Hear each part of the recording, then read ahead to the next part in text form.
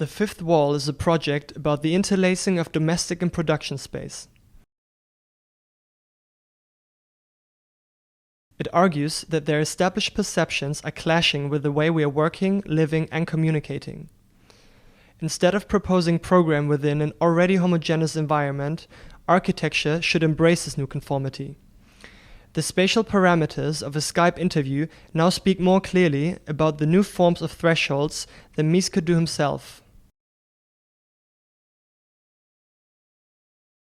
Prior to the era of industrialization, work and domestic life of a family was organized vertically within the entity of the house.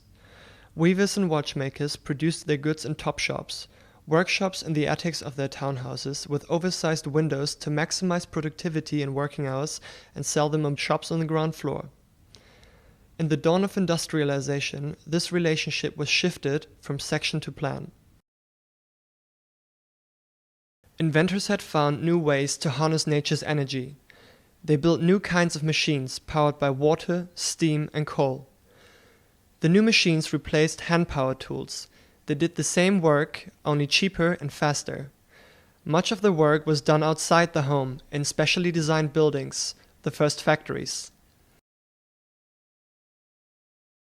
The factories needed to be strategically positioned to exploit natural resources, for example water, in the most efficient way. Due to this fact, together with the increasing scale and intensity of production, workers were forced to resettle in new proximities to their workplaces. 150 years later, the systematized use of the assembly line in Ford's River Rouge plant had multiplied this effect 100-folds. Ironically, it was the factory's very own product, the mass-produced car, which enabled the vast commuting infrastructure of its workers, but it also widened the gap between the two interdependent conditions of work and domesticity. This alienation turned the perception of home into an artificially constructed image of intimacy and retreat.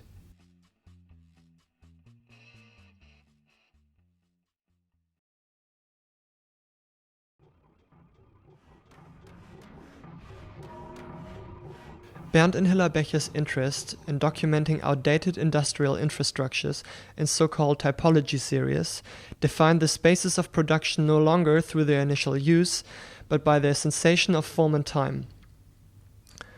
By making the imagery of production consumable in the hermetic environments of the gallery or the home, they also challenged the self-evidence of this relationship, asking, if the productive forces and with it their spatial typologies are lying in ruins, shouldn't our definition of domesticity suffer the same fate?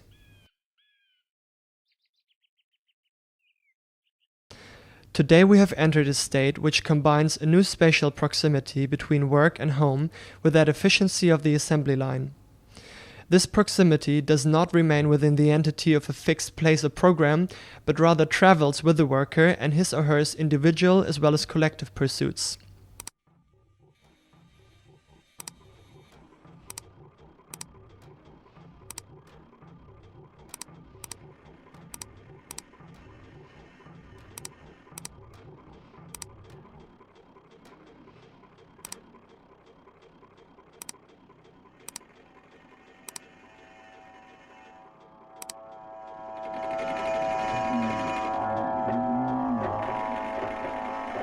The factory can therefore not be a space, but a condition, which adapts to its surrounding and appropriates it in the favor of productive forces.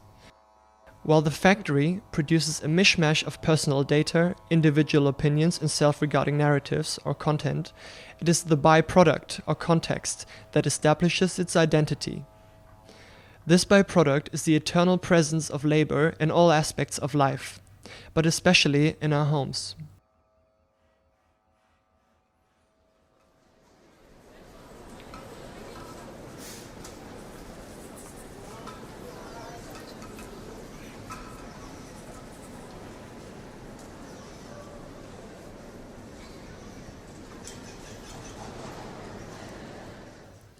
What we're being left with is the equivalent of an inhabited showroom. In this showroom, architecture becomes as ephemeral as the furniture that is exhibited within it.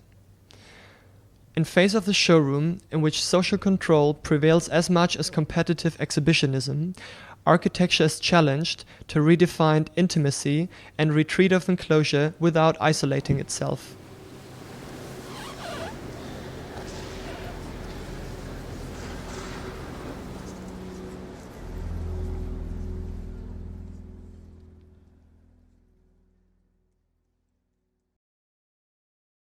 The house of multiple infinities acts as an amplifier just as much as a mediator between the two poles of domestic privacy and a connected workforce. It consists of a sequence of rooms wrapped around an empty core in which all sides reflect each other into infinity. The side of the house is surrounded by another layer of infinite reflections in a 45 degrees angle to the house, so the inhabitant never sees a direct reflection of himself, but multiple versions of his environment.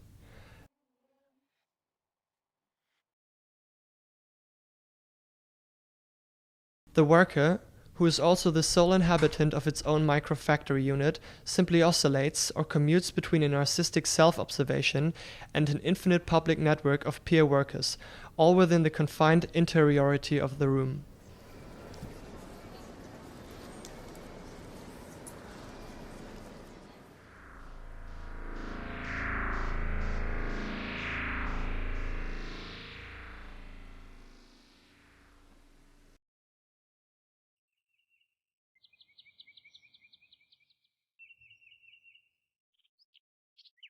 The house is virtually a large mechanism which constantly inverts the same space according to its changing requirements.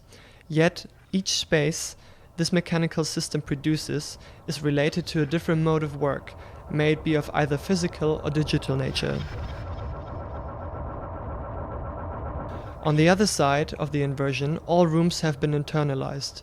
Due to their irregular or rounded shapes, they create a network of niches and chambers of junk space, providing the only escape from the eternal presence of labor. The domestic factory reanimates the ruins of our former houses, dwellings, and suburbias, and turns them into an integral part of the globalized production circle, exceeding the modernist notion of being merely a product. Where the dogs run, roaming suburban boys.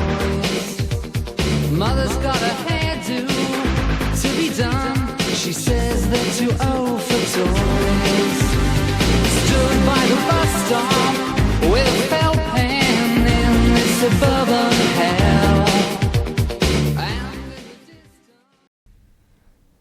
Chapter 5 is neither epilogue to the project nor to be understood as negation of it. It is simply the acknowledgement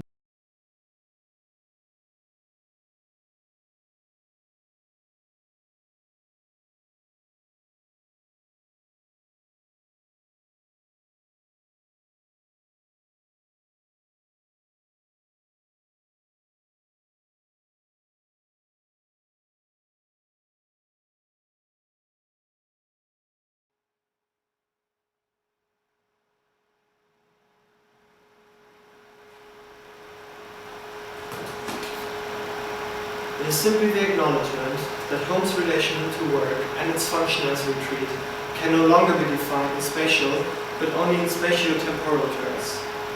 The project's belief that designing a mechanism dedicated entirely to the various types of production and their seamless transition would leave pockets of space to escape into would ultimately be betrayed. Even the closet, as a domestic typology in the children's magical hideout, has potentially turned into 1 square meter factory floor. If continuity was the essence of junk space, then junk time acts as its opposite. It is freeze frame, placing on hold, crawling progress bar, interrupted sequence and collapse of the very mechanism which enforces productivity. It is a stuck spinning wheel, a spinning wheel of death, both at the same time. Time which is just too short for switching tasks, and too precious simply to be regarded as waiting.